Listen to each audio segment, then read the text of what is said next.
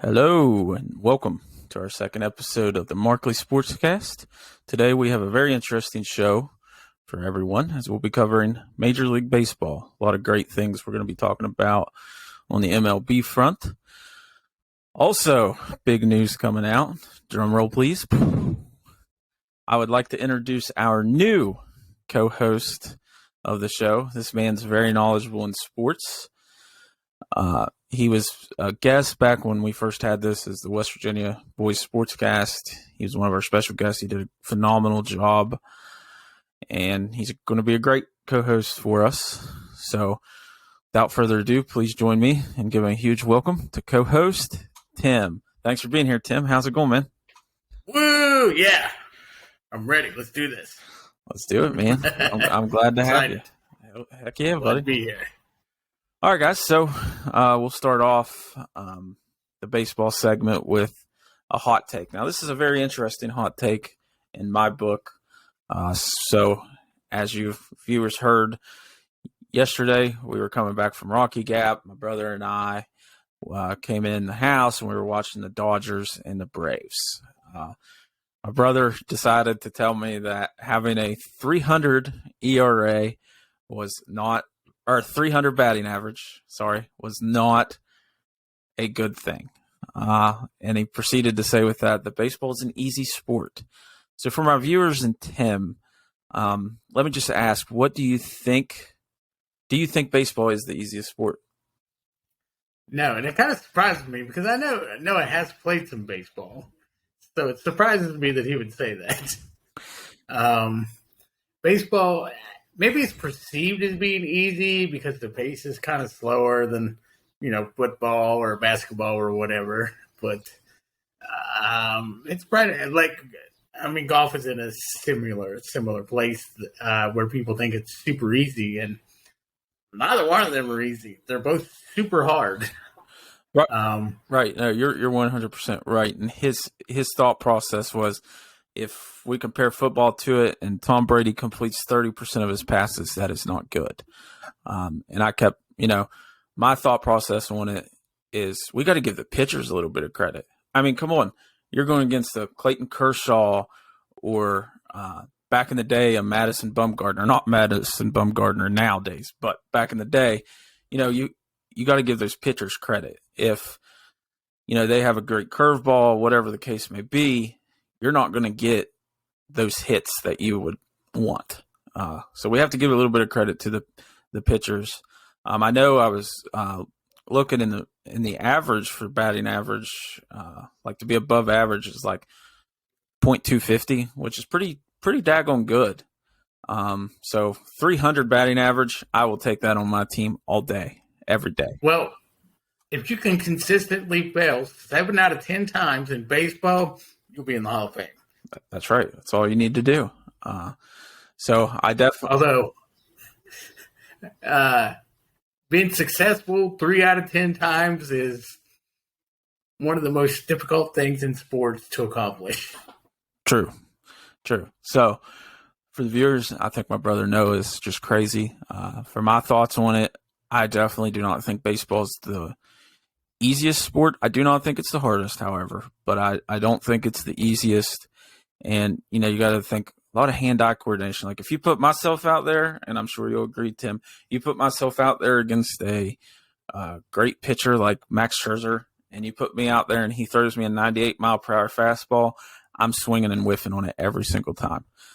Speaking of that, we could actually do that now. They have these smart pitching machines now, which will mimic the pitches that major league pitchers are throwing. That's what the teams are using for batting practice now. Wow. Oh. Yeah, I saw an article about that the other day. If they get one in the area, for people to try, I would definitely like to try that. Oh, gosh, you learn things every day. I didn't even know they had that. But yeah, I couldn't hit it, and that's what I was trying to tell my brother, that if we went out there, we would not hit that ball. Just the same as he was saying, well, you also wouldn't get past an offensive lineman in football, which is also true. But at the same time, we're arguing about a 300 batting average. And like I said, if I'm a manager and I have 5 of my starting 9 at a 300 batting average, I will take that every day. That's going to win me games. Right. Unless your pitching staff is very poor, you're probably going all the way. Absolutely. All right, so that was just a fun little hot take for you guys, which I knew Tim and I would agree on that. But just in case any other viewers, you don't agree with it, please feel free to email the show, Markley SportsCast at gmail.com, and we could have a little debate about that. All right, in our first segment, we're going to talk about, and I'm excited for this segment, I'll tell you that, because I am a Yankees fan. Second favorite team's the Pirates, but the Pirates are the Pirates. So in our first segment, the Yankees Hot Start. The Yankees have had multiple long winning streaks this year. They also have the best record in baseball as of now and are in first place in their division with a record of 55-20 and are 12.5 games ahead of the Blue Jays. So, Tim, let me ask you, what do you think the reason for this hot start is? It comes down to baseball fundamentals. They're doing everything right. They're hitting, pitching, fielding, whatever they need to do, they're doing it. I mean, everybody's not going out there trying to hit a home run. I mean, you got Judge and Rizzo. They're knocking the ball over the wall, but everyone else is just doing what they need to do. They're staying within themselves. They're just going out there and doing what they have to do. I mean, as far as all the other competition in the division, it's the toughest division in baseball. And for them to run away with it like that, they're doing something special. Yeah, absolutely. 12.5 games ahead of the Blue Jays, and the Blue Jays and the Red Sox are battling it out for second. Yesterday, the Red Sox were actually in second, but then the Blue Jays beat the Red Sox, so it's pretty close after that. And then if you look at your wild card, it's once again Red Sox, Blue Jays are up there.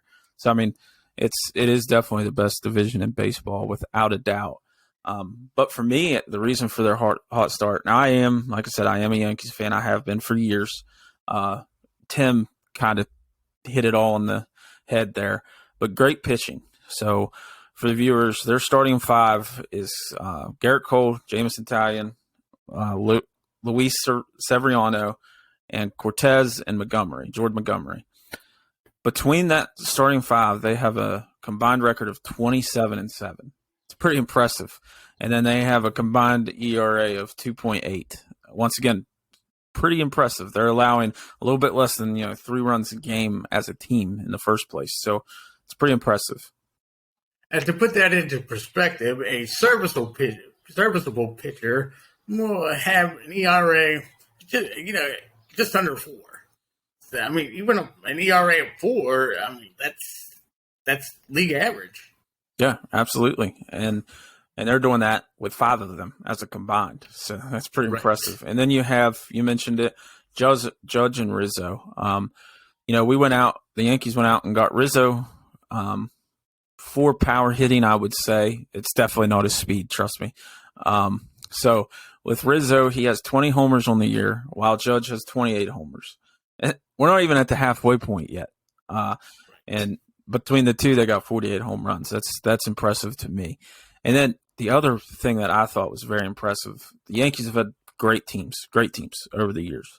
But this year's team defensively is unreal. I mean, yeah, you could say the pitching's great, and it is, but they've also allowed 2 runs a game. You could put any pitcher out there, but if you don't have a defensive field, you're not going to have anything. It doesn't matter who your pitcher is. So Tim, you're 100% correct. The fundamentals, they're doing everything right. Hitting, pitching, defensively. They're just doing it all right. The managing has been really well this year, and I always am on the manager's side, but I was almost ready to give up on Boone after last year. But he's done great so far. So I'm excited to see where my Yankees go. I'm excited every year, and I know I'm going to sound crazy saying this and might get some hate mail, but it's kind of hard being a Yankees fan because of the recent years with having such a high payroll but not getting anywhere with it. And which leads us into our next segment. Or not our next segment, but our next point of this. Can they keep the streak going in the playoffs and farther? Tim, I'll let you go first on this one again since you're not a Yankees fan. Well, I would point out that people have been asking all year if the Yankees can keep it up, and so far they have. This is definitely a championship caliber team. Anything can happen in baseball. I mean, injuries to key players, or even, I mean, maybe nobody even gets injured. Maybe in the playoffs, you got a 4-game set. Sometimes that's just the way the cookie crumbles. The other guy wins. I mean, anything can happen, but I do think they certainly have the best chance in the American League of going to the World Series. Okay. Yeah. And I agree with that in a way. Like I said, I've been a Yankees fan. We've had many great teams. You look at Jeter, A-Rod, Teixeira. I could go on. Everybody knows. But personally, and this is going to be crazy, I believe it's the best team the Yankees have ever had so far. And that's on all fronts. And you said it correctly just a little bit ago, Tim. The fundamentals of baseball. They're playing it well now. And I know that's a bold statement, not even halfway through the year to say that they're the best Yankee team ever. But by the numbers are backing that up at this point. And I believe they have the full package and gelling well. However, as a Yankees fan, and I am very critical on the Yankees, there's still a lot of baseball left. And a few years ago, I thought we had a team to win it all. And I literally watched Chapman, and I love Chapman. He has great speed, terrible control, but great speed. Throw a slider in the championship series game 7 to Altuve, right down the middle, in extra innings, and Astros were the home team. Altuve busted that ball over the wall. But, I had high hopes for that season immediately in the wash because we couldn't finish. And I think I don't want to say that we could continue it all the way to the playoffs because I'm really not sure. I've watched for many years, in many years, those guys give up runs way too late in the game and hurt us. So I'm not ready to say that the Yankees could keep this going all the way to the postseason. I'm not ready to say that yet. It's way too early to tell. Fair enough. But their only real competition, as far as I could see, is the Astros. True. And like I said, the Astros did take, they took a couple games from us last week, and we'll be playing them again. So I would agree right now that that's their competition. But then again, you never know. The Red Sox are coming up as well. I think they were on a 12-game winning streak, if I remember correctly. So, but they're going to be there too. And you got to beat them, and you're going to have to beat them after the wild card, I'm sure. It's going to be either them or the Blue Jays. So, all right, the next one, big thing. Aaron Judge last week signed a 1-year, $19 million deal to avoid arbitration. Now, what I find interesting in all of this is the teams were trying before opening day. The Yankees, Cashman, was trying to get Judge signed before even opening day, so then they don't even have to worry about this throughout the year. And Tim, I think this is very interesting. They offered Judge an 8-year, $234 million contract. Judge and his agents wanted Mike Trout money. That's what was said. And they wanted a 9-year, $316 million. And of course, the two sides couldn't agree because they're like, no, that's a big difference. So, Tim, my question is, I guess to you in this part is Judge worth Mike Trout money? At this point in his career, I'm going to say he hasn't shown the consistency for Mike Trout money. Do I think he'll get Mike Trout money next year as a free agent? Very possibly. But is he worth it?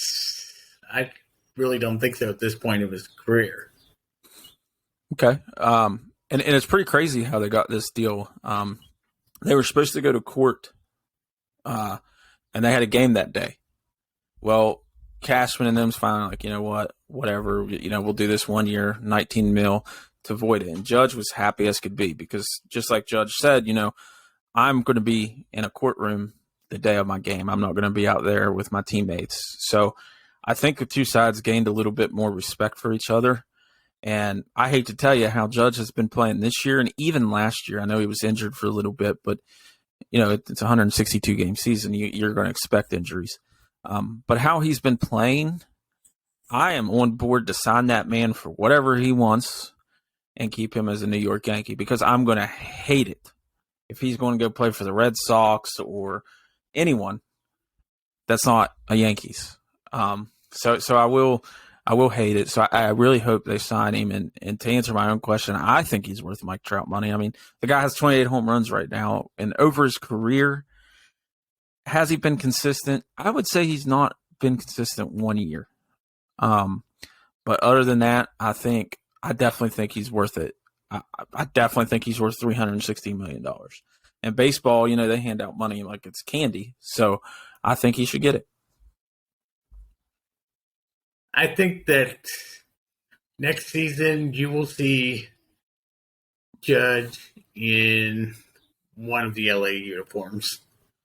Oh, Lord. You heard it here first, viewers. One of the LA uniforms. And, yes. and I know this wasn't in our repertoire to talk about, but let's talk about it a little bit. The salary cap. So obviously you have your Dodgers, which I hate to tell you, they're above the Yankees in that payroll. Yeah, they don't care about salary cap. Yeah, so even last year and the year before, the Rays are one of the lowest, and they are competing for championships. Right. So, and I've heard it as a Yankees fan for years. Oh, you're just going to go buy another championship. True. But I think the Rays have proved to us that that's not always the case. So, do you think the salary cap may be too high? Like, how could you expect, which what we're going to talk about in our second, how could you expect the Pirates to compete with the LA Dodgers, whose salary cap's a lot more? You know what I mean? Well, there actually isn't a salary cap. They just have a luxury tax is what they have. I do not think that baseball will ever have a salary cap because the players don't want it. The union will never agree to a salary cap. As far as the owners, they would love a salary cap. Absolutely. They could. They could. Yeah, that would be awesome for the owners, terrible for the players. So, right. But yeah, it's just interesting to me that the Dodgers have all these quote unquote stars that they paid a lot of money for, and they're not even the best team in baseball right now. Right. So that goes to show you. And like I said, the Rays have been competing every year, and they're one of the lowest. So it's definitely something that the money can buy you championships, which it could, but it's not been the case for the Rays. I mean, spending money definitely helps, but it's not a guarantee of anything. Right. Okay, now our second segment, which is going to be Tim's favorite. He's going to be so excited. We're going to talk a little bit about the Pittsburgh Pirates and their young studs. Tim's a Pirates fan. He knows a lot about Pirates baseball. So, Tim, I know. Let's talk about the young studs. I know there's been a lot of call-ups. Can you just tell us, who's the call-ups, who's to look for, and give us your take on the young studs of the Pirates organization? Well, I mean, you got to start with the elephant in the room, and he's about the size of an elephant, O'Neal Cruz. He is just unreal. I mean, there aren't baseball players like him. I mean, you may see a baseball player his size, but they don't have his speed. You don't see a lot of guys he plays very hard. He's sort of like a J-Hay guy, He's always out there 150% every play. If you watch when he hits the ball, it's always hard. That home run he hit the other day, the line drive, and 100-some miles an hour. And I mean, it was just a 19-degree arc. I mean, it was almost straight, and it was just straight out. I mean, that doesn't happen. He's just unreal. I think a lot of times with prospects, you don't know what's really going to happen. You look at a guy, and he comes out and he does well in his rookie year, and then a lot of times the pitcher will figure out how to get him out, and then he just doesn't go anywhere. But I think this guy is the real deal for sure. He is going to be a mega, mega, mega star. Is he going to stay in Pittsburgh? Well, you know how that goes. And as long as they can afford him, he'll be there. I really believe that. But yeah, and since you brought him up, and I'll let you get to the other younger players, but let's kind of like talk one-on-one with them. Cruz, amazing. I'm more amazed of the size of Cruz. And I know we just talked about him. Judge is pretty big too, but Cruz is super big. Like, he's tall. And the one thing, and for the viewers who don't know, I went over to our little co-host Tim's house yesterday, and we watched the Pirates game, and watching him run the bases is amazing. Like, he's so fast for being almost 7 foot tall, and you would never think somebody could be that fast. But he could almost beat out any routine ground ball. Then if you look at his power, like Tim mentioned, a line drive home run that was just crushed. Then I will say, if there's any, and he's still developing. I mean, he's young. So I know a lot of Pirates fans were very upset at the beginning of the year that he didn't have a roster spot. He was down in AAA, whatever. But the Pirates have one of the best farm systems, and that's how you develop. Right. That's how you develop him. And I'm okay with he stayed down there, and now he's up.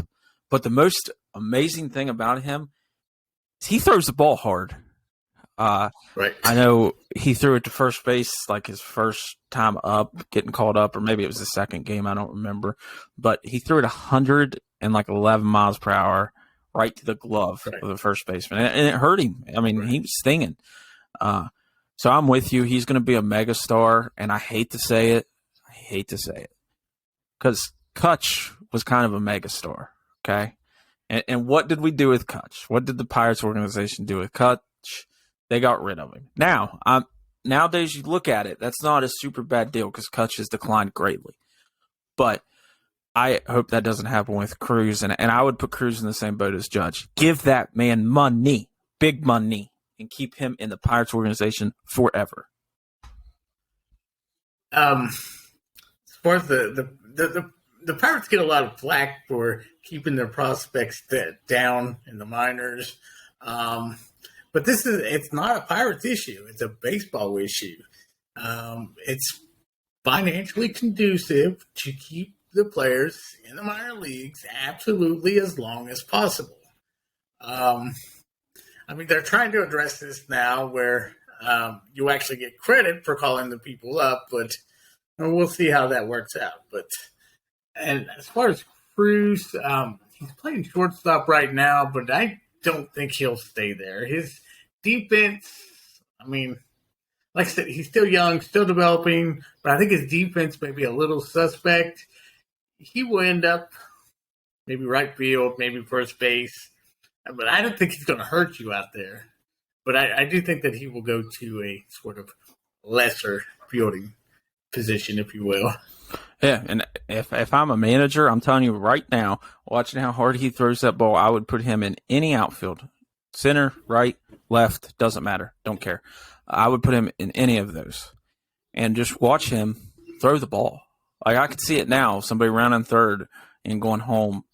He would throw him out. And heck, we saw it yesterday. There was a it was a double. Cruz went all the way out to the middle of the outfield, caught it, and the third base coach was like, whoa, don't run. Because, teams are starting to get wind of, hey, man, this guy throws at 111 miles per hour in the infield. What's he going to do in the outfield? But he's young. He's going to have those errors. I know he had one yesterday. It was his first error as a Bucko. I know and it's because he threw the ball. He got off foot. He got off balance a little bit. but he's still young. He's still learning. But I look for good things from him in the next several years. Definitely. Okay, who else do you have for us on the young front? There's a lot of them. There's the Bucks. They have a plethora of young talent. Jack Swinsky. This is a guy with a lot of power. Maybe not so much in the OBP department, but he's got a lot of power. He's got a really good arm there in the outfield. This guy, he could definitely develop into a superstar. Then you got Bly Madris, another guy, got a good arm in the outfield. Doesn't have a lot of power, but I think he may develop into a good contact hitter. Chucapito Marcano, he's on the injured list right now, but he'll be back pretty soon. He's really making a lot of strides in his hitting. He's pretty decent defender. He can play a lot of positions. Let's see, who else have we got? Oh, your guy, Diego Caspio. I know you wanted to talk about him today. Yeah, absolutely, and I will talk about him because watching him yesterday, man, I see a lot from him. He made 2 great defensive plays. I mean, he's young, and he's making those defensive plays. And then to top it off, he put him back in the game and make it 1-1 on a solo home run. The kid seems like he has a lot of power. He's very good defensively. So I definitely see him being the future with Cruz. But once again, the Pirates organization has to keep these guys. They've done a great job in the farm system of development. Like I said, they're one of the best at that.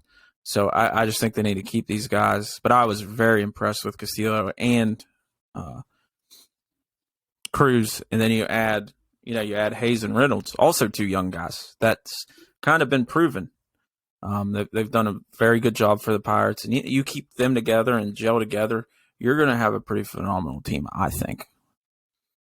With Castillo, I would mention he's a corner infielder. He did do very well in the outfield, but he needs a little more seasoning if he's going to be playing in the outfield. I don't know if he did misplay that one ball off the wall. So do you think they need to put him back down in AAA and get him more developed? Yeah. He needs to develop a little more. Like he's hit, I think, 9 home runs, but I mean his average is a 190, something like that. He's striking out too much. He just needs a little bit more seasoning, but he'll be fine when he comes back. But I think we got a bunch of guys coming off the disabled list. And I think that people may be upset, but I think that he should be sent down probably when Newman comes back. Yeah, and I don't disagree with that. Any of these guys, like, it would be hard. Like, I mean, come on now. If tomorrow they send Cruz down, they're going to have a lot of flack. But at the same time, I think it should be development. Well, but with the way Cruz is playing, I think there's a 0% chance he gets sent back. I mean, unless he starts struggling mightily, he's going to finish the season with a big lead. I agree 100%. I was just using that as an example. Like, these guys, if they got sent down, I wouldn't be too upset because at the end of the day, they're young and they need that development, and that's where you get that development. So, and speaking of the young guys, again, we were talking about the hitters, but the Pirates have a lot of good young pitching too. Roansy Contreras, I think, is going to be a superstar. Miguel Yajure, he struggled a little in the past, but he seems to be putting it together now. He had a great start yesterday. He did get sent back down again today. I'm really not sure why they sent him back down, but he's going to be something special too, I think. Tanaz Thomas, Carmen Majinski, Michael Burrows. I mean, they have a lot of good young pitching. Mitch Keller, his struggles in recent years have been he's been very frustrating for Pirates fans, but this year he's definitely doing much better. And I think we're going to touch on him a little bit later, I think, when we talk about today's game, because he's starting today. Yep. But Yeah, the Pirates, they've got a lot of good young pitching and a lot of good young position players, and they're really in the position to start making some noise in the next few years. Yep, which that's a great segue into our next little part. How bright is the future of the Bucks? What do you think, Tim? And I know we've been talking on it and touching on it, but what do you think for future? Well, you kind of want to temper expectations. You don't want to say World Series, World Series, World Series. But are they going to be contenders? Oh, absolutely. I believe they will be contenders. They'll make the playoffs. How deep they'll go, I don't know. It's hard to say because, again, baseball is the only sport where any team can beat any other team on any given day. If you take football, 99% of the time the better team wins. In baseball, that doesn't necessarily happen.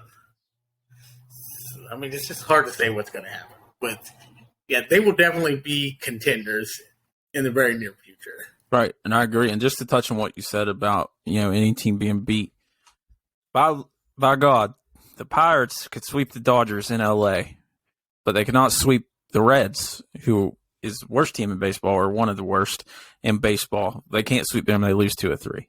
So you're 100% right. Baseball is a lot different on that aspect of sports because you could be beat any day. It's just who's got it this day, which makes baseball even more interesting. But for myself on how bright the future is for the Bucks, I'm with you. You got to temper the expectations. I think it could be very bright, especially getting these young kids, all of them that you just mentioned, which, by the way, very good job of that. There's some names in there that's kind of hard to punctuate. Thank you. But I think you get a few more veterans around them, and they could be scary good in the future. Because if you look at it back, a while back when the Pirates made that little playoff push, and you had the A.J. Burnett's of the world, that was awesome to see that you had a little bit of younger guys, but you also had that veteran on your team. So I think that would be cool to see, and I definitely see them having a bright future. But the front office has to give them that ability, and that doesn't.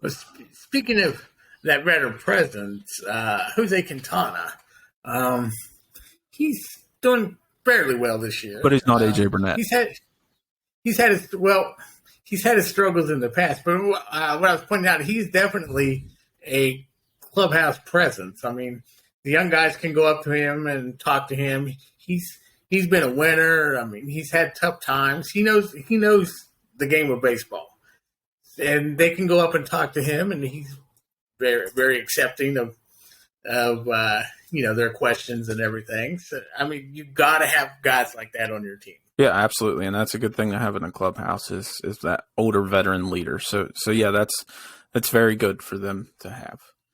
All right, and then our next one, with having a bunch of young guys, there's always that question of DFA, which, if you don't know, designate for assignment is what that means, right, Tim?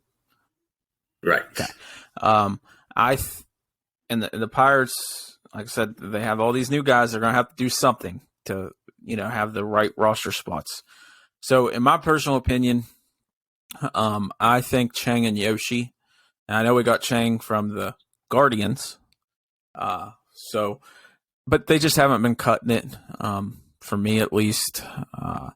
They haven't been as good as advertised, so to speak. And the Pirates being one of the best farm systems, I think they could afford to, DFA those two. And then my surprising kind of hot take on it is Park. I watched him play a little bit yesterday, and I don't know now that I'm thinking about it, I don't know if I want him DFA'd or maybe back down to get a little bit more development if they could do that. But I would definitely DFA those three if I had to pick. How about you, Tim? Well, I do agree with Chang and Yoshi Tsutugo. Chang, he was really just picked up for depth anyway because you had a couple guys on the disabled list, and there were questions about whether Chavis was also going to go on the disabled list, so they needed someone to play first base. he has not worked out at all. He's been abysmal. Yoshi has also been abysmal when he's played. I don't blame them for signing him. He did very well for the Pirates last year. I would have been disappointed if they hadn't signed him, actually. But he doesn't seem to be a major league hitter. So definitely those two. I do disagree with Hoy Park, though, because he does have his struggles with hitting. That is a given. But you need a guy like him. He can play. You could probably put him anywhere other than catcher, and he wouldn't hurt you out there. I mean, as far as I know, he hasn't played first or center, but you could put him anywhere on the diamond, and he would be acceptable. So I think, at the very least, you might want to just keep him as a defensive replacement or what have you. Okay. Yeah. No, I could agree with that in a way, especially him being like a superstar utility player. So I would be okay with him coming off of the bench. But I'm glad we agree on the other two, because if not, we're going to have a big argument here, right here on a podcast. First episode together. Yeah. Now this one, I bet you anything, we're going to have a little bit of a disagreement on. And it is, how long do you give manager Shelton? So Tim, I'll let you answer it first, because I have a feeling I know where you're going to go with this. So I'll let you answer first. Well, a general rule of thumb is when you're trying out your manager, you're going to give him a 3-year leash and see what happens. With the position that the Pirates are in, where they're rebuilding and they have all these young guys, the fact is that most of them are going to be ready to play next season. So I think you give him one more season. One more? And if he doesn't, one more. If he doesn't show that he can manage this team and have some success, then you got to say maybe he's the problem. Okay, viewers, you heard that there. One more year. Now, you're counting that 1 year after this year, correct? Yes, okay. Yes, next season. Okay, so he has till next season. And what do you expect? Do you expect just a winning record? Like, if he keeps a winning record, are we keeping him around? Oh, yeah, absolutely. But I think that with the guys that he's going to have available next season, he should absolutely have a winning record. Okay. I don't expect them to contend next season, but they should definitely be over 500. So for you, the barometer is above 500. Yes. Okay. And you know, I would agree with that. That part of it. As a lot may know or may not know, I am very easy on the manager front. I give them probably a little bit longer than they deserve. But with Shelton, I don't think, and a lot of fans have this approach, that, you know, when somebody's struggling, it's always the manager's fault. And that's something you sign up for when you coach, is that it's always going to be your fault. If something goes wrong, that's not even completely, could not be your fault. But since you're the manager or the coach, you get all that blame. And I think in this situation, it's completely different. I don't think it's like that at all. Let's be honest, the Pirates front office has not been the greatest over the last course of several years. I like Shelton. I personally think we should give him 2 more seasons after this season. And that's because these young players are still not fully developed, in my opinion. And it's not like the Pirates just called up an Aaron Judge or a Mike Trout. They're not even close to that yet. So they're still being developed. And I think the Pirates as an organization, is to give them the same respect they gave Clint Hurdle. Was Clint Hurdle there too long, Tim? Do you think he was there too long? Definitely. See, and I disagree. I don't think he was there that long. He probably had 2 more seasons than he should have. And that's fair. But I thought he was great with what the front office gave him. And I look at it more on that side. So I would definitely give him 2 more seasons to figure it out, to develop the future. Because once again, you could bring almost any manager in, and I think they would have, with this Pirates team or last year's Pirates team, I think they would have the same success that Shelton's having. I don't care who the coach is, or the manager, I should say. So I think he could help develop their future. And, Tim, you want him fired if he's not good next year. I just want to say Rome wasn't built in one day. So they're calling up these guys. They're getting there, but they're not fully there yet. So I'd definitely give Shelton a couple more years. All right. Now, in our third segment, it's going to get a little brawly in here, if you feel me. First thing, though, we're going to talk about is Freddie Freeman. Man, I'll tell you this, though. I love me some Freddie Freeman. He's great for the game of baseball. He's a great dude. He's done a lot of great things for the game of baseball. You could look at Barry Bonds and A-Rod and McGuire and Sosa, the cheaters of the group, or whatever you want to say. But Freddie Freeman is a very class act. And on Sunday night, when I got home from out of town, turned on TV, and it was Braves versus Dodgers. I was like, wow, that's crazy. And it was in Atlanta. They had a little press conference, and Freddie was in tears, grown man tears, because he just misses the city, he misses the people. But what I thought was interesting, I know this happens every time, but it wasn't like it does every time that somebody goes to a new team. It was way different. His first at bat, he comes out standing O, and I mean, it was a crazy standing ovation. And it was really cool to see. And, he took that moment in, and it was almost breathtaking. It really was, just to watch that live and be like, holy crap. Like, they literally love each other. Like, why did Freddie Freeman leave? But then the news kind of broke, like, the next day, that Freddie Freeman fired his agent that was in the negotiation talks with Atlanta during the free agency thing.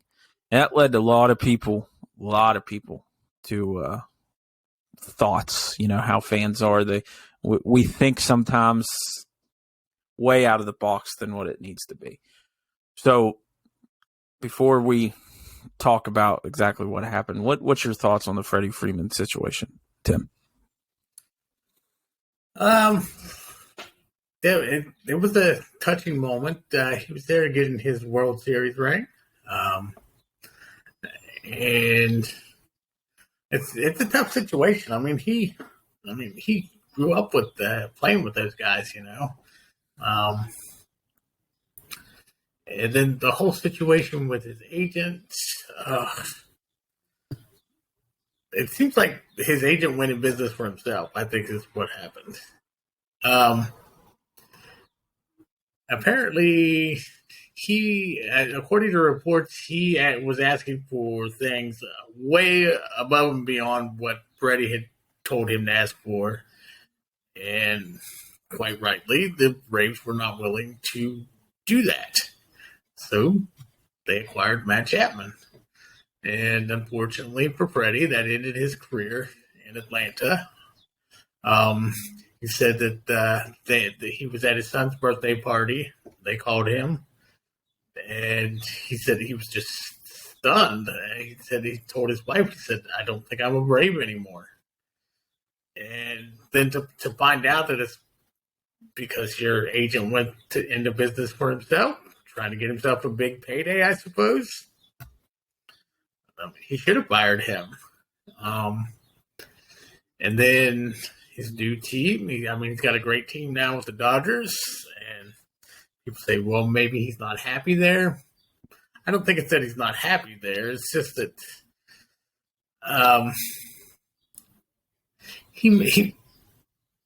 the Braves organization is, they're his family. He's been there for 15 years, something like that. He's been in the organization, almost 15 years he's been there. The comment from Kershaw just seemed a bit. What was that comment? He didn't. He said that he didn't want the Dodgers to be second fiddle to the Braves because they were a pretty special team too, and that just seems kind of insensitive to what's actually going on. Kershaw is the guy. He's playing for the team that drafted him. He's never been in that situation. Right. And I mean, I'm not saying he's upset with Freddie or Freddie should be upset with him. He should just be a little bit more understanding of the situation. Yeah, no, I agree 100% with that. Especially, don't call kettle black when you've played for the same team. And Freddie had that opportunity, but unfortunately his agent was in it for himself. And that's the big thing. These players, they hire agents. And I know Freddie Freeman is getting a lot of slack for, hey, he's representing himself. Well, heck yeah, I'd represent myself too at that point, because you don't know what your agent's doing behind the scenes that is hurting you or your reputation. So I do agree with the firing in a way. And I also agree with him being self-represented. Now, how long he's going to be self-represented, I don't know if it's going to be for the rest of his career or what. But, I don't blame him for not wanting to reach out and get someone else, especially for that situation.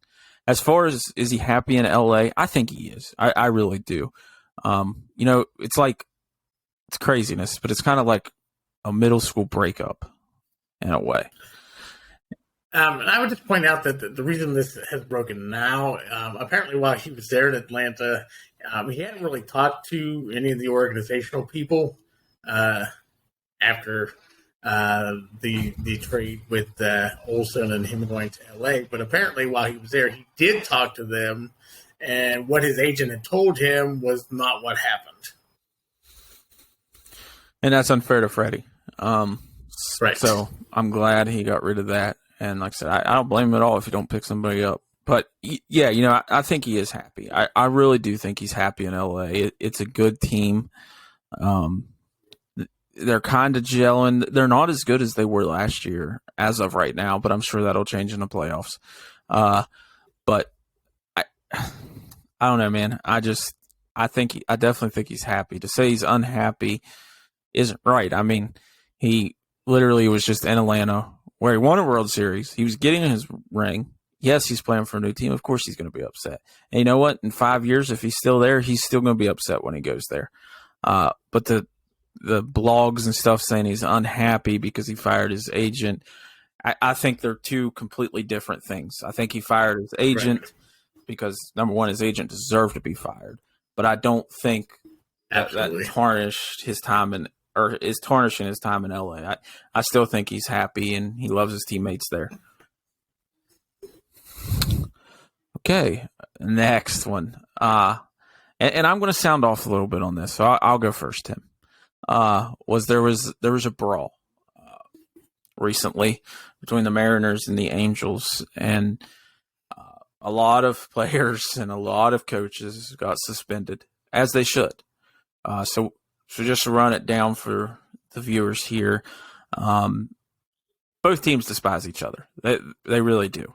But starting pitcher Andrew Wantz, I don't know how you say it, of the Angels. Well, he was an opener, actually. What? He was an opener. Okay, an opener. Yeah, some teams have taken to doing this. Instead of using a closer, you use an opener. Okay. And then your starter can finish the game. All right. Then I guess he's technically not a starter after that, but yeah. Anyway, Mr. Okay, and for perspective, the Angels believed that the reason they were using an opener was just so they could do this. No, you may continue. Okay, interesting. I did not know that, but he decided to hit Jesse Winkler, which used to play for the Reds, correct? And then the very next one, they threw behind Julio Rodriguez, which caused both benches to clear. And now it makes sense with the perspective that Tim just said. And it was a wild brawl. But the most interesting thing before I sound off on this is Archie Bradley. He tried to climb the dugout, and he fell and broke his pitching elbow. Correct, Tim? It was a pitching elbow, right? Yes, his pitching elbow. Yes. Broke his pitching elbow. So, for my little sound off bite here, I cannot stand when teams clear the benches. I really can't. It's very unprofessional. It's very unprofessional. It's very bad for the sport, number one. And if you look at, just to put it in more perspective, if you look at golf, how many golf brawls have you seen on the PGA Tour? 0. Right. So, that's why golf is a gentleman's game. But then you go to baseball, which is supposed to be respectful, and you see these benches clear all the time. Props to the MLB for suspending these guys and punishing them because they deserve it. But I just think it's so disrespectful for the great game of baseball for any bench brawl, especially this one, though. And players get injured in a brawl. A broken elbow, how long is he going to be out for? The year? Guaranteed? I read a month, but, it's his pitching arm, so I think, you don't know. You better have some good doctors. With it being his pitching elbow, you don't know. It could be a career-ending injury. You don't know. Could be. And then somebody else, I don't remember who it was, he had a shoulder injury. But he was day-to-day, though. He didn't have to go on the injured list. And then Rendon, he was already on the injured list, but apparently he slapped Winker in the face, and now he's banned from the park for the rest of the season, and he has to serve his suspension next season because he's out. Because his injury is going to keep him out for the rest of this season. But he's not. He's not allowed to be in the dugout the rest of the season. So wait a second. Somebody on the injured list went out in the brawl and slapped somebody. Yeah, he was in the dugout. He has a broken hand. You see what I mean? Do you see what I mean? Yeah. And he slapped Winker in the face with his other hand. At least he didn't use the same hand. Yeah. But still, it's so disrespectful for baseball. And then the best part, you have kids, and for a lot of you that don't know, I umpire at a youth level, and you have kids looking up to these guys. Like, for instance, right? A lot of the kids that I umpire, they have Mike Trout shoes. They look up to him. Mike Trout's their favorite player. I'm not saying Mike Trout's involved into this, but at the same time, what I'm trying to say is these kids at a youth level look up to these guys, and now you see them fighting. So, in their travel weekend tournaments, I saw Rendon slap somebody in the face. Why can't I do it? So right. I just think it's bad for baseball, and I hate seeing it. I really do. I've always hated it. I don't understand it. And the Angels had suspensions to their manager, their hitting coach, their bench coach, and for some reason, their interpreter.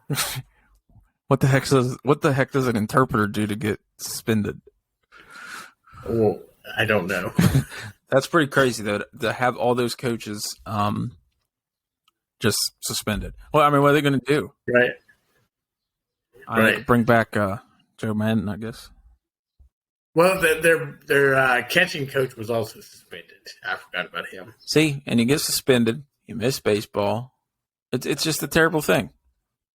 Right. Yeah, I don't. I can understand protecting your teammate. Absolutely. But I do not like the brawls, and I feel bad for Bradley in a way. In a way, I don't, but it is what it is. But he never should have put himself in that situation to begin with. Right. Okay, and that'll bring us to our next point. I kind of touched on it a little bit, but segment 4 is going to be about Angel Hernandez. Oh, lordy. I better get some emails about this guy. And umpiring is general in MLB, so we're putting those two together. Tim, you know who Angel Hernandez is? Well, unfortunately, everyone knows who Angel Hernandez is, and if you're an umpire, that's a bad thing. If they know your name, it's because you're a bad umpire. You're not wrong. So, and like I just said in the last segment to our viewers, I umpire myself. And, I tell my guys all the time, you could be bad, just be consistently bad. Okay. And that's a big key in umpiring is consistency. And you could be a bad umpire, just be a consistently bad.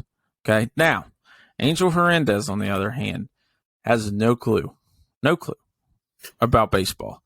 And he's not consistent at all. He's bad, but he's not consistent at all. I watched a game a while back. It was the Phillies I don't remember who they were playing. It might have been the Braves. They were playing, and Kyle Schwarber got ejected.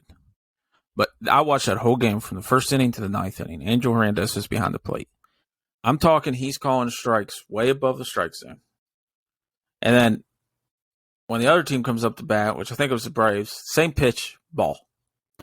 And that's where the inconsistency goes. And that's why a lot of managers and a lot of fans and a lot of people can't stand that guy. Just because of... Well, I would want to point, I don't think he's biased against any particular team. No. He just doesn't know what he's doing. Right. Yeah, he has no clue. Now, I have, believe it or not, been in talks with people that defend him. That, his MLB average is 80%. Okay. Yeah, okay. Major League umpires are right around 94%. He's at 88%. Yes. That's bad. But they're like, 88%. Well, this isn't elementary school. That's not a B. He's a major league umpire. He should absolutely be in the 90s. That call, I don't know if you saw the call he made the other day when the Pirates were playing in Tampa. I didn't see it. But the guy was out by.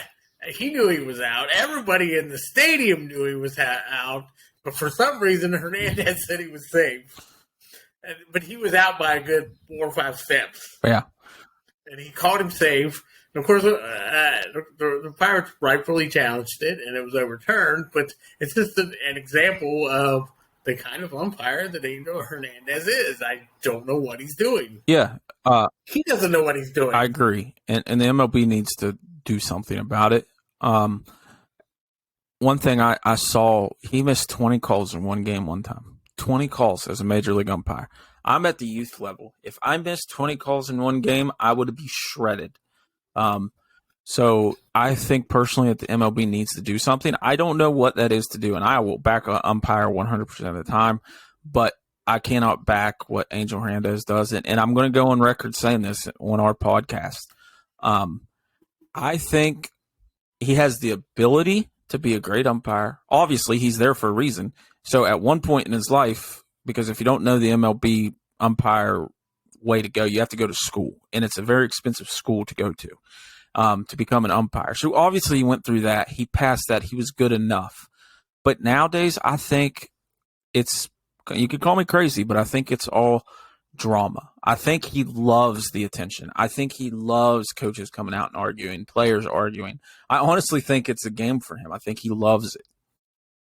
Like them arguing. Well, I would point out he's also suing the MLB, saying that they are discriminating against him because they don't make him a crew chief.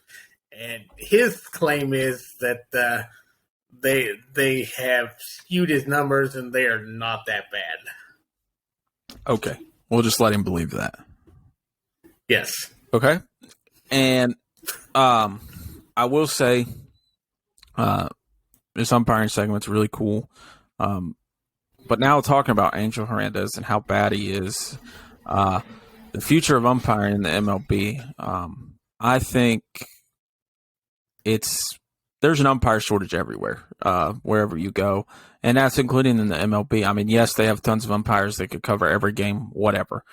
But, what's causing this shortage is you have to start at the youth level, in my opinion. You start there, you work your way up.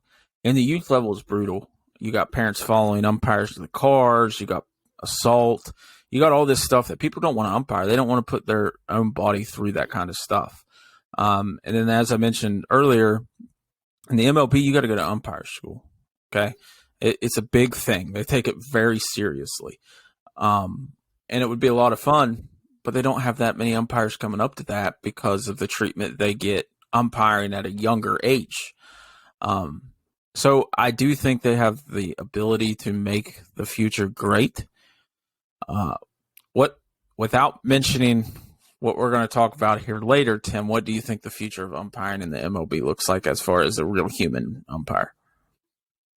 Well, there will always be, let's say, at least one umpire for each game. True. There has to be. There has to be someone for replays and that sort of thing. So there's definitely going to be at least one umpire in every game. Yep. Going ahead. Beyond that, I think we all know where this is going. Robot umpires. What's your thoughts on that? Well, it's complicated because, okay, I just want to point out that if you do a Google search on robot umpires, almost every single article has a picture of Angel Hernandez. So, I mean, yeah, I mean, he's the reason. He's probably a pretty big reason of why this is in the talks. Right. They tried this in the Atlantic League last year, and honestly, it was an abject failure. Guys were getting called out of balls in the dirt, balls in their chest. It was crazy. If someone throws a pitch and it touches the strike zone anywhere, wherever it ends up, if it touches the strike zone, it's calling it a strike, which, if you know anything about baseball, it can go through the plane, but where it ends up is not necessarily in the strike zone. And if it ends up outside the strike zone, then it needs to be called a ball. Right. But I mean, the technology, I mean, I'm sure it exists to make this better. But right now, it's not good. MLB has posted job listings for people to run the robot umpire machines, whatever that is exactly. They do have job listings for that, so clearly they're wanting to start this. But I think the technology needs to be refined. As I said, there will always be an umpire. The way the system works, the umpire stands behind home plate, and the pitch comes, and then the computer sends a signal to the umpire whether or not it's a ball or a strike, and then the umpire makes the call. Strike, ball, whatever. That is so dumb. Well, perhaps, but at least the guy gets to keep a job. True, but and me being an umpire, I don't like it, man. I can't stand the fact that we're literally stooping to a robot to tell us what a ball and a strike is. There's one great thing about being an umpire, and that umpires love, and even coaches love, is the human element of a game. And let's be honest, we kind of got rid of the human element in a way with the replay. And don't get me wrong, I love the replay. But here's why I love the replay. It's a complete different thought process. Okay, if I'm umpiring first base, second base, third base, and there's a play, I'm watching that as an umpire in live action. Live speed, full speed. I'm going to call what I see at that moment. Okay? It could be the wrong call 100%. But that's why we have that replay, to slow that down so you can see every stitch and every second. And it kind of takes that human element out. But we still have the human element in balls and strikes, because you can't even argue balls and strikes. So if we had to have a robot, I guess we could have it at home plate. But I still think you need 3 other umpires. I mean, is this robot going to be like signaling an out call from second base? So I have a lot of I have a lot of questions. I don't know how that would work on the base. I don't know how that would work on the base pass. I would think it would be more difficult for a robot ump to discern whether someone is safe or out on the base pass than it would be to call balls and strikes. I would also point out that when they tried this in the Atlantic League, the pitchers and the hitters all hated it. Everybody hated it. Yeah, and that's my thing. I would hate that too, for a simple fact. Now, if these robots were 100% accurate, sure, whatever. But they're not. So what's the difference in having an umpire? Right. Right. It's just kind of silly. I don't know if they're trying to save money or not, but I'm sure these robots aren't cheap. So I definitely think that something needs done as far as consistency goes, but I don't think it's a robot. MLB players overwhelmingly support keeping the umpires as well. Good. That's because they want to argue with them and get tossed. Yeah, probably. But no, I honestly don't think the MLB will ever go to it. I really don't, because they got to take in, and God forbid we bring up the arguing between the players union and all that this last year. But obviously they're going to have to vote on that, I would think. And I don't think it's going to be an overwhelming vote for robots. Just saying. So I love the human element, and I think the MLB will do the right thing and keep the human element. But if you're going to do anything, fire Angel Hernandez. And I hate to say that about somebody's job, but yeah. I mean, I don't want anybody to lose their job, but this guy should not be employed in it. Or send him to AAA like they do when somebody's struggling in baseball. Well, send him out there to Clarksburg. He can work for you. I'll take him. Strike him out. That's right. All right, guys. We're about an hour, 5 minutes in, so we're going to be going to our last segment of the day. Yay! It's picks, and how we're going to do this is each week we're going to kind of pick 4 games or so, and just go with it and see what happens, and kind of keep an overall standing, and maybe when I win, Tim will buy me lunch or something at my favorite restaurant, or I can't afford to beat this guy. Or vice versa. If Tim wins, maybe I'll buy him lunch somewhere, But it's going to be irrelevant because Tim's not going to win. Right. So anyway, I'll start it off first. I'll make my first pick, and you obviously you could pick the same team. It's not like I pick, then you have to pick the other team. Right. But the one that we're going to preview is actually kicking off here in a couple hours. Is the Athletics and the Yankees. Okay, the Athletics, terrible. They really are. The pitching matchup is Cole Irvin. He's 2-5, and versus Jamison Taillon, 8-1, playing very good. Wish he could have done better with the Pirates. Anyway, I do think this game will be closer than the so-so experts think. But at the end of the day, it's best team versus worst team. And like Tim said earlier, any team could be beat any given day. But Yankees have a great team. They're all gelling. They're all playing well in all phases of the game. And I picked them to win. Again, I think it doesn't look like Rizzo's starting, but I think the Yankees are going to have a great game. I think Taillon's going to continue to pitch well, and I am picking them to win in maybe a walk-off fashion. How about you, Tim? Who you see between the Athletics and the Yankees? I always got to go with my boy J-Mo. Okay, so you're picking the Yankees. The Yankees. With me. Heck yeah, buddy. Let's go Yanks. Bronx Bombers, baby. Okay. And I'll let you go ahead and you'll go for the next one. The next one we're previewing and picking are the Pirates and the Nationals. Pirates and Nationals. I got to go with the Pirates on this one. They've got Mitch Keller on the mound. He's finally started to put things together this season. Pirates have had some struggles the last few games, but they've all been very close games.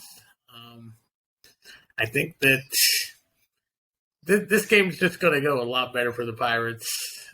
Who do the Nationals have pitching again? Paulo Espino. Oh, Paulo Espino. Yeah. He's a decent pitcher, but he's a right-hander. The Bucks have been facing a lot of left-handed pitching lately, and let's just be fairly honest, they are abysmal against left-handers. We saw that last night. They have like 2 guys that can hit left-handers. Yep.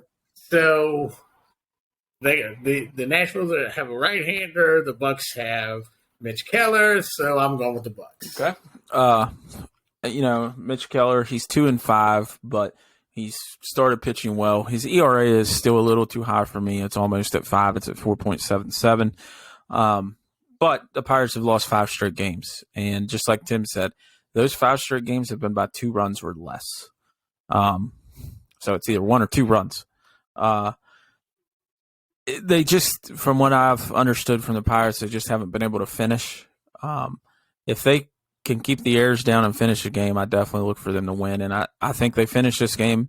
And I honestly think Mitch goes at least 6 innings strong. I really do. And I I think they snapped that 5-game losing streak. The next game we'll preview is the Braves and the Phillies. I think this game will be phenomenal tonight. You got Kyle Wright on the mound. He's 8-4, and Ranger Suarez, who's 6-4. It's a great pitching matchup, really. And I look for it to be a defensive type game. I don't look for a lot of runs. But I think the Braves have a little bit too much star power, so I'm going to go with the Braves to win this game. How about you, Tim? Well, finally, we're going to disagree Heck here. Yeah, I love disagreements. Okay. And now, this is a matchup of two teams that are both super hot right now. They're both white hot. They're two phenomenal teams, and you could flip a coin and pick your winner. But I'm just going to go with the Phillies simply because the Braves lost their closer to the injured list yesterday. True that, and he's been a stud for them. Our last and final game, I'm kind of excited for this one, and yes, I hate the Red Sox, but I'm excited for it. Nick Pivetta, 8-5, and then a West Virginia kid, Dub V, baby. Alex Manoah is pitching. He's 9-2. And I'll tell you right now, and I'll give this story real quick as I preview this game. One of my umpires actually got to umpire WVU when Alex Manoah was there. And it was his first game ever umpiring as a college official. And he said he got behind the plate, and the catcher was 6'5", 350 pounds. And he looked back at the umpire, and he said, "This guy throws fast." And my umpire bit down first pitch, and he said, "This first one's going to be a fastball right down the middle." First pitch, the umpire said, Manoah threw it so hard, he didn't even see the ball hit the glove. And he just kind of sat there, and the catcher said, "That's a strike." And my umpire went, "Strike?" Didn't even see the ball. So Manoah has that velocity, and he really has the control, which is kind of hard to have. When you have that much speed, it's hard to control that ball, a.k.a. look at Chapman. But both teams have won a lot lately. They're both kind of racing for that second place as of now, and a half a game separates both of them. So Manoah is the West Virginia boy. However, I think the Red Sox get a little revenge from last night, and they close this one out and win. So I'm taking the Red Sox. I'm going to have to disagree with you again. Both these teams are playing very good baseball right now. Pivetta is a very, very serviceable starter. He's been doing very well this year. But I think that Manoah just gets the edge over him this time. So I'm going with the Blue Jays. Okay. All right. So for everyone, just so you guys, if you're keeping tabs, both Tim and I took the Yankees over the Athletics today. We both took the Pirates over the Nationals today. I took the Braves, and Tim took the Phillies. I took the Red Sox, and Tim took the Blue Jays. So it looks like we got one of us are going to win, one of us are going to lose after week one. So that's it for us right now, viewers. However, I do definitely want to thank you, Tim, for being on the show, for being a co-host, and just to let you guys know that our plan here. Our plan is to do this at least 5 days a week. For now, there's always sports to talk about. We're going to kind of change it up so it's not the same every day. That's not what we want. We want to change it up every sport, have some breaking news in there. And then we also want to get your guys' feedback and have a show with you guys where we answer our questions on Twitter, whatever the thing may be. But if you guys want to email in, the email is the Markley SportsCast at gmail.com. Just email your questions in. If you want to, even if you want to be a guest on the show, email it in. And we'll definitely get you on here and get you accustomed to a topic. Also, I just wanted to go over, we have a few pages that you guys could feel free to like. I know we would definitely be okay with it if you liked it. The Facebook is the Markley SportsCast. So make sure you give us a like and a follow on the good old Facebook. The blue side is what I call it. Then we got YouTube, which is just Markley SportsCast. Make sure you hit that subscribe button. Then we have a Twitter, and it's the little goofy @ sign at Markley Sports. I couldn't put the cast in there because I didn't have enough. I went over my letters. And of course, it's not mandatory. We do appreciate it, though. Our donate links are all on all those pages as well if you want to help the podcast go. But we definitely appreciate it. We're going to be doing this 5 days a week, and it's going to be me and Tim. We are definitely open to anybody wanting to come on the show. We are okay with. We love to debate. Keep it friendly, of course, but Tim's still going to lose the pick'ems every week, but that's okay. Yeah, every week. But yeah, thank you guys for tuning in. We appreciate every one of you. And Tim, you got any last words you'd like to say? Thanks for listening to us. We hope to see all of you back and more tomorrow. And tomorrow we'll have some fresh topics for you. That's right. Thank you all. And the Markley SportsCast out.